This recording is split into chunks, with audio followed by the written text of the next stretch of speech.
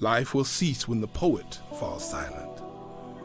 Society would be poorer without the poet.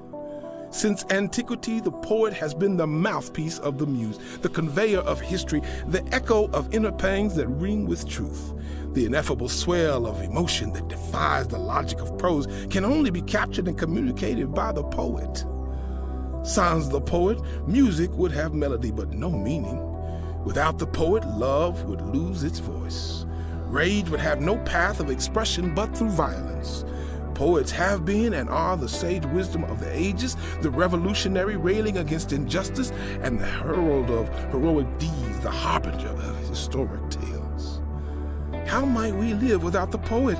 And we would live far more impoverished lives without the song that is set to no music.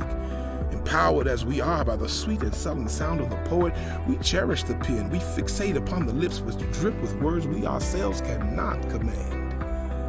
A great many of us are the progeny of the poet who sang through our father's lips and charmed our mother's ears, the offspring of men and women who live vicariously as the echo of the muse.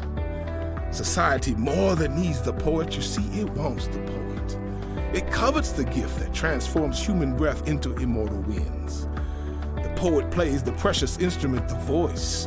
It is the first wind, the first brass, the first stringed instrument, the archetype from which all others have been crafted.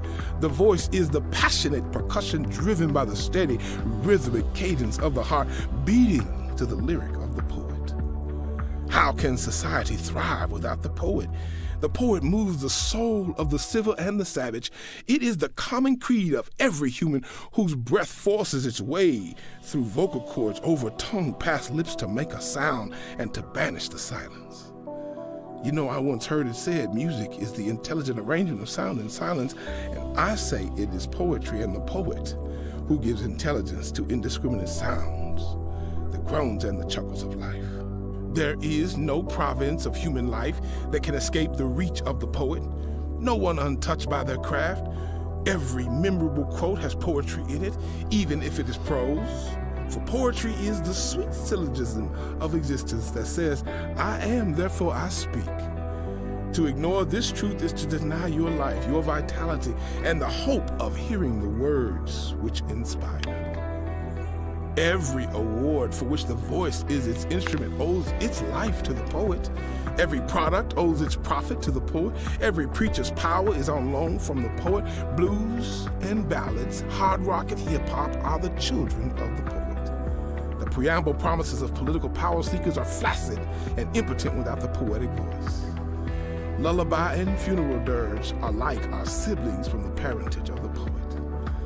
Poetry sings us to sleep as we enter and as we exit. So you ask, does society need poetry? I reply, what is society but poet?